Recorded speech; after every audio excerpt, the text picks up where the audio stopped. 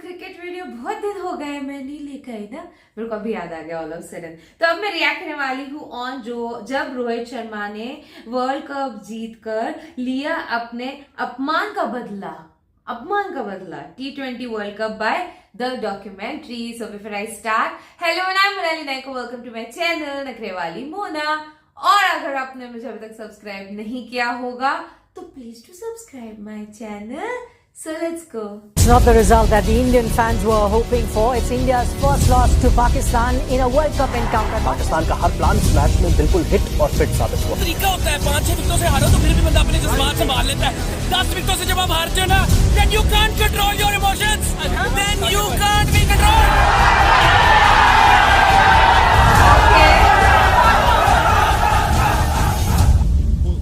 इस पराजय के पश्चात संपूर्ण इंडियन क्रिकेट फैंस में अब हाहाकार था। Fielding, batting, bowling, everything. We were totally bowled out by Pakistan. The team selection was absolutely, not on point. Ishan Kishan, when he was in so good form, he should have been picked. Bowling थोड़ा हमारा, that is the main reason we lost today. BCCI versus Virat के बाद कई सवालों के साथ दादा ने उसे टीम इंडिया का कप्तान घोषित कर दिया। A huge shift for Indian cricket with Rohit Sharma will captain India in now the T20 format, also the one-day international format.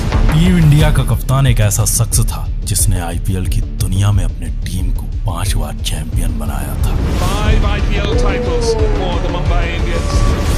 परंतु बेवजह नफरत के चलते ये दुनिया उसके फिटनेस, उसकी योग्यता पर सवाल खड़े कर कहाँ है तेरा रोहित शर्मा भाई? कहाँ है? छुट्टियां मना रहा है, खेला जाता नहीं है, खेला जाता नहीं है, पेट इतने बड़े बड़े हो रखे हैं सबके ना, उसका थोड़ा सा पेट दिख रहा है, बाकी प्लेयर्स का पता नहीं। बट इस वर्ल्ड कप में रोहित शर्मा तो डिलीवर करने ही वाले। विराट की कप्तानी में सर्वाधिक रन बनाने वाला वो शख्स किंग विराट के सामने कैप्टेंसी कैसे कर सकता है, इस सवाल का जवाब मांग रही थी। नफरत की आग में जल रही इस दुनिया को इंतजार था और उसके एक फेलियर, उसके एक पराजय का।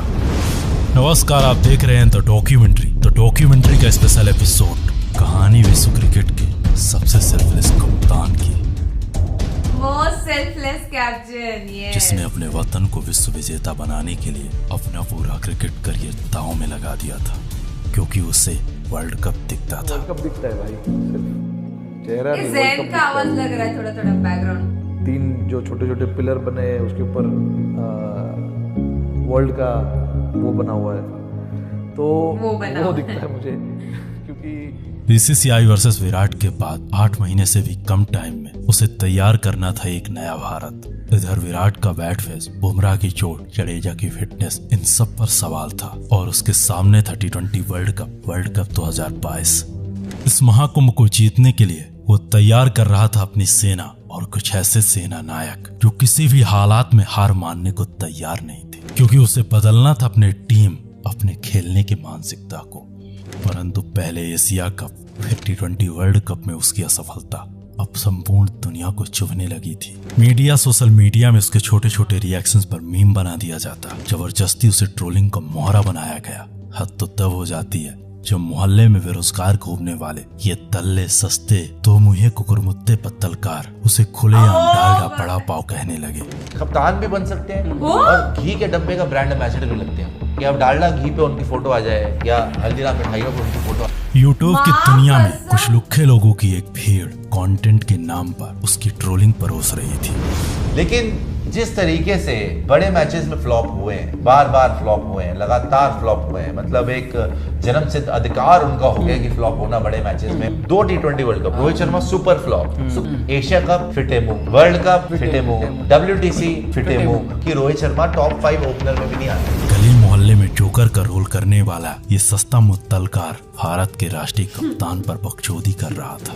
भारत की ये सस्ती मीडिया पाक मीडिया के कंपटीशन में आ चुकी थी। एनालिसिस के नाम पर अपने प्लेयर्स को ये सस्ते पत्तल का ट्रोल करते, उनका मजाक, उनका मीम बनाते, जब मोहल्ले की टीम में अपनी जगह न बना पाने वाले क्रिकेट के ये सस्ते विशेषज्ञ उसे कप्तानी का पाठ पढ़ा रहे थे। फिर बात आती है कि एक रोहित तो फिर विराट क्यों नहीं? मतलब दोनों को ले लोगे, फिर आप T20 भूल जाओ, फिर आप T20 वर्ल्ड कप भूल जाओ। उधर पाकिस्तान के ये लूली कट टीम इंडिया के कप्तान के अलग ही मजे ले रहे थे। क्रिकेट से है, पॉलिटिक्स से है? क्रिकेट से समझ लें। रिटायर है या रिसेंट खेल रहे हैं? खेल रहे हैं, मगर रिटायर ही है समझे। आप होते तो ये नहीं होता। खेल रहे अभी इंडिया टीम से, यही तो वो कह रहे हैं कि क्यों बड़ा पाव बहुत पसंद है। राइट हैंड है लेफ्ट हैंड है, पर क्या पड़ता है, खेलता कहीं है। उसके बुरे वक्त का इंतजार कर रही है दुनिया। T20 वर्ल्ड कप 2022 को उसके करियर का आखिरी T20 वर्ल्ड कप मान चुकी थी। This is the end of hitman. परंतु घायल शेर की सांसें उसके दहाड़ से ज्यादा खतरनाक होती है, और कुछ ऐसा ही हुआ हिटमैन के साथ। सेमीफाइनल में इंग्लैंड के खिलाफ उस नॉक के बाद उसे समझ आ चुका था कि अगर वर्ल्ड चैंपियन बनना है तो विकेट को रोक कर नहीं, बल्कि विकेट में पटक कर पीटने से बना जा सकता है, वरना विकेट रोक कर सिर्फ विकेट बचाए जा सकते हैं, विश्व कप नहीं। ऐसे हालात में उसने सबसे पहले अपनी टीम, अपने आप को पैक किया। उसने पैक किया अपने प्लेयर्स को और राहुल द्रविड़ के साथ टीम इंडिया की कमजोरी पर काम किया और तैयार करने में लग जाता है एक ऐसी फौज, एक ऐसी ताकत जो विश्व क्रिकेट के किसी भी धरती में किसी भी देश को पराजित करने की ताकत रखती थी। कुछ ऐसे योद्धाओं का समूह उसने तैयार किया जिनके दम पर भारत गाड़ने वाला था विश्व क्रिकेट में अपने नाम का विजयी ध्वज। टीम इंडिया पहले एशिया को फतह कर चुकी थी, अब बारी थी विश्व कप 2023 की। विश्व कप 2023 के इस वर्ल्ड कप में वो कप्तान एक एक करके सारी जंगें जीतता रहा। वो मैदान में आता तबाही मचाता, विराट उसकी टीम को संभालता, राहुल अय्यर विस्फोटक अंदाज में बल्लेबाजी करते, बुमराह बॉल से विरोधियों की गिल्लियां बिखेरता, तो वहीं कुलदीप अपने स्पिन से, समी अपने सनसनी से सबके होश उड़ा रहा था, तो सिराज अपनी तूफानी गेंदबाजी से। धीरे धीरे टीम इंडिया पहले सेमीफाइनल फिर फाइनल में पहुंच चुकी थी। फाइनल में ये टॉस कंगारुओं के पक्ष में गया। कंगारुओं ने उसे पहले बल्लेबाजी के लिए मैदान पर बुलाया। उसने आते ही कंगारुओं के होश उड़ा दिए। उसकी इस बल्लेबाजी को देख कंगारू सहम चुके थे, परंतु मैक्सवेल की वो बॉल और ट्रेविस हेड का वो कैच क्रिकेट के इतिहास में हमेशा हमेशा के लिए अमर होने वाला था। उसके उस शॉट के बाद संपूर्ण भारत से सिर्फ एक ही आवाज आ रही थी, ये हमारा कप्तान नहीं जा रहा, हमसे हमारा वर्ल्ड कप दूर जा रहा है। टीम इंडिया ने लड़ाई तो बहुत लड़ी, लेकिन जंग की आखिरी बाजी हम जीतते जीतते हार गए। उसका खामोश चेहरा, नौ आंखें, संपूर्ण भारत के दिल में घाव कर रहा था। उसका सपना तो अधूरा रह गया, बार बार कह रहा था।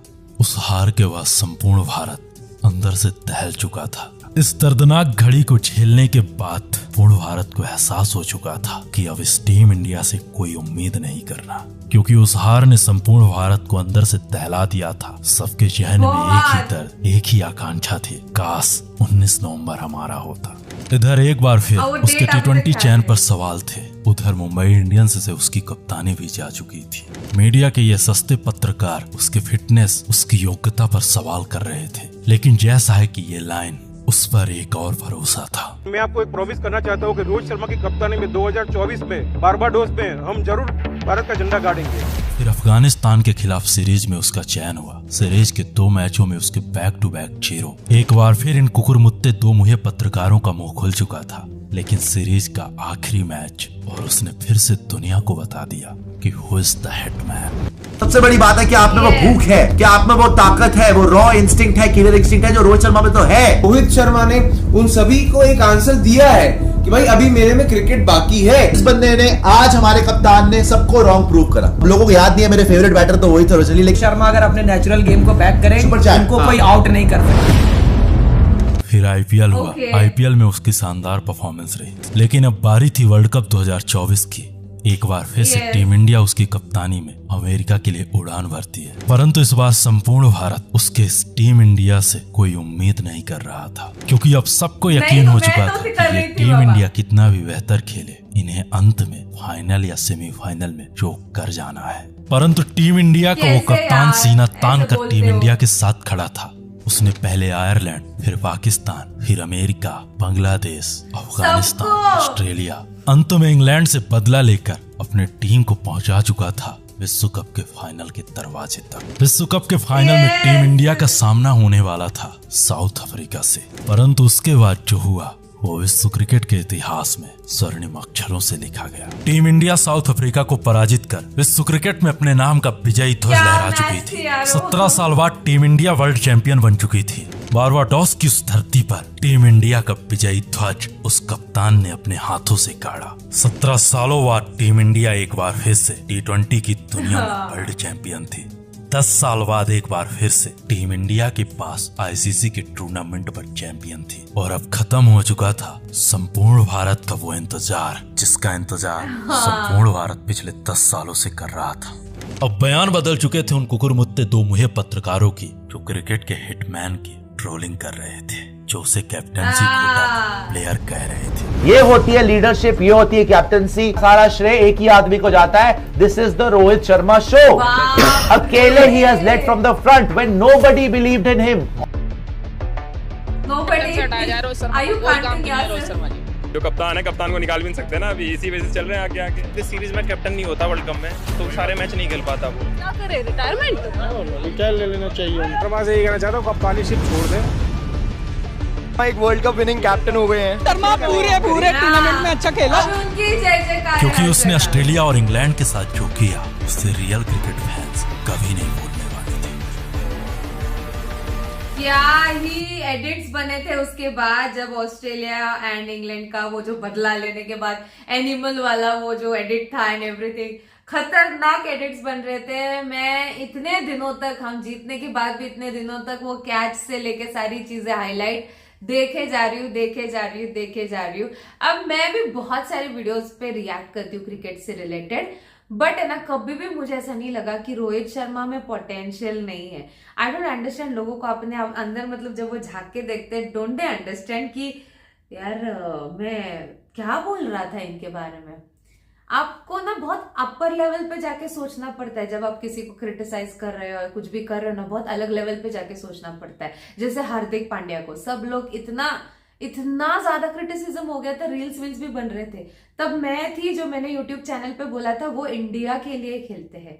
आप बहुत ऊपर उठ के सोचो, आज गंदा बोलोगे कल जय जयकार करने चले जाओगे। मतलब खुद का कुछ लगना चाहिए ना, खुद के कुछ तो फील करो यार अंदर से, कि हम फटाक से बोल देते किसी का कुछ जैसे हम इतने परफेक्शनिस्ट है, हमने लाइफ में कभी कुछ गलत किया ही नहीं है कि किसी और की गलती पे इसका तो कुछ नहीं हो सकता। मतलब इतना डिमोटिवेशन कर रहे हैं हम किसी को, एंड जब आपके साथ सेम होता है तब आप रो देते हो कि यार मेरे साथ लाइफ में मेरे साथ हो रहा है। आप सोचो, आप इतने छोटे छोटे लेवल पे हैंडल नहीं कर पाते, उनको कितने बड़े लेवल पे हैंडल करना पड़ता है। इवन हार्दिक पांड्या के बारे में भी मैंने इसलिए मेरे चैनल पे कहा था कि वो इंडिया के लिए खेलते हैं, वो वहां पे प्रूव भी कर चुके हैं अपने आप को बहुत से बार। और अब तो आपने देखा होगा लास्ट ओवर में बॉलिंग करना किसी आंडू पांडू कोई नहीं कर सकता है, ये बहुत बड़ी बात होती है। तो यार I तो respect our captain. What about you? Do let me know in the comment section below। था मेरा रिएक्शन, जितना हो सके लाइक कमेंट शेयर से भर दो गाइस। हो सके तो सुपर थैंक्स भी देना, मेरे चैनल के ग्रोथ के लिए हेल्प हो जाती है। बाकी परत मिळाले सा बाय।